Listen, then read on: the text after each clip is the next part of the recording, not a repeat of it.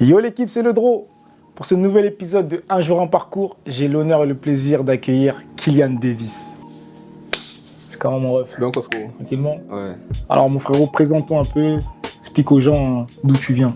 Donc frérot, moi c'est Kylian Davis, 27 ans, joueur de football professionnel en Serbie à Ranički et international guadeloupéen. Parle-moi un peu de ton parcours depuis tout petit, formation, tout ça. Frérot, moi comme tu sais, j'ai un parcours assez particulier. J'ai commencé à Sevran étant jeune. Ensuite, j'ai été au CFFP, Centre de formation de football de Paris pour ceux qui ne connaissent pas. Et ensuite, j'ai intégré grâce à Dieu l'INF Clairefontaine. INF. Mais tu sais déjà. Et avec ça, le week-end, je joue au CFFP aussi.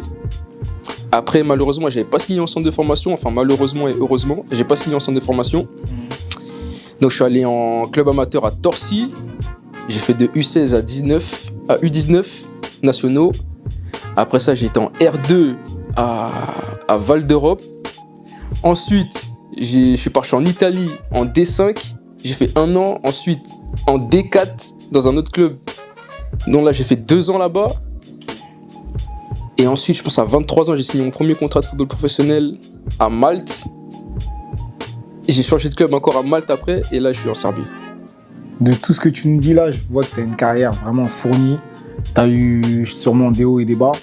Et je voudrais que tu t'expliques un peu, surtout aux petits jeunes qui vont nous écouter, les galères que tu as eues et comment tu as fait pour rebondir. Bon, moi, dis-toi que après Clairefontaine, comme je t'ai dit, j'ai pas signé en centre de formation. Ouais. C'est-à-dire déjà là, tu vois tous tes potes, ils partent en centre de formation. Toi, tu repars dans un lycée de secteur, Ouais, c'est pas facile. dans ta ville.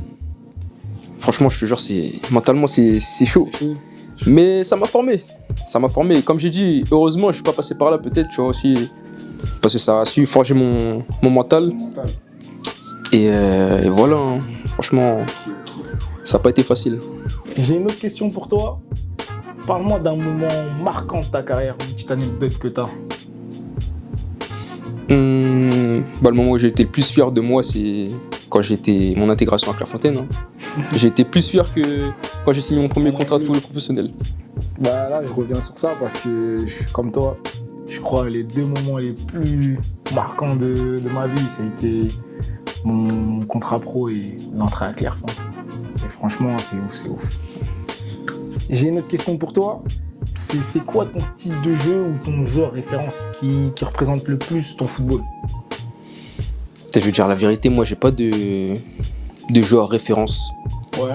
Mais je suis un joueur, je pense, qui fait les efforts et qui doit attaquer aussi. Après, si t'as un joueur en tête, tu me dis, mais j'ai pas de joueur référence. Moi, franchement, je te vois maintenant, je te connais. Je te vois un peu en Ribéry. Je te vois en Ribéry, mais franchement, non, vraiment, parce que techniquement, c'est haut niveau. Et t'es un mec qui a la dalle. T'as la dalle, tu joues, t'as la dalle. Donc, les gens, pour ceux qui ne connaissaient pas, allez taper Kylian Davis, vous allez voir. Une autre question que j'ai pour toi, vu que tu m'as dit que tu as joué dans de nombreux pays, à de nombreux niveaux, c'est quel est le meilleur joueur avec lequel tu as joué? Franchement, je te dis la vérité, le meilleur joueur avec lequel j'ai joué, c'était en D4 italienne. C'est pas un joueur connu, en tout cas en France, etc. Mais en Italie, il est assez connu, c'est Francesco Loggi. Francesco Loggi. Bon. C'est marrant que tu dises ça parce que moi, c'est le meilleur joueur avec lequel j'ai joué est bientôt Ballon d'Or si Dieu veut. Mais j'ai connu plein de joueurs dans ma carrière. Ils sont pas connus, même ils ont arrêté le foot. Franchement, pour moi, c'était très très fort. Mais le problème, c'est que tu vois, comme c'est à des petits niveaux, quoi, les mecs, on les respecte pas limite.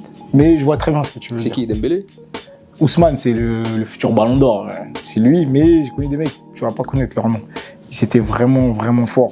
Ceux-là, qui sont en Belgique ou quoi. Et les mecs, ils ont même pas percé. C'est comme ça, des fois. Mais bon. J'ai une dernière question pour toi. Enfin, une avant-dernière. Parce qu'il y a toujours la petite question du Ballon d'Or. C'est quoi ton top 3 Ballon d'Or cette année? En tant que supporter parisien, je t'aurais mis 3 joueurs parisiens. Mais bon, je vais être objectif. Pour pas que les gens ils disent non, on est objectif, les amis. Non, top 1, Dembélé. Pour moi, il n'y a même pas de débat à se faire. Top 2, allez, je vais te mettre Rafinha. Et top 3, J'hésite entre Vitinha et Nuno Mendes. Très bien. Oh, rien à dire. Je suis objectif et je vais pas commencer à juger ses choix. Mais ok, d'accord. Et ma dernière question qui fera office de petit message, petit conseil pour la jeunesse, c'est justement qu'est-ce que tu peux dire aux jeunes pour qu'ils souhaitent faire une carrière, qui aspirent à avoir une carrière pro. Quel conseil tu leur donnes? Le seul conseil, enfin le seul, c'est un très bon conseil, je pense que je pourrais leur donner, c'est de ne pas écouter les conseils de tout le monde. C'est bon pour moi. Merci mon ref. Le Kicks, Yes. l'équipe, c'était un jour en parcours avec Kylian Bevis. Allez, ciao.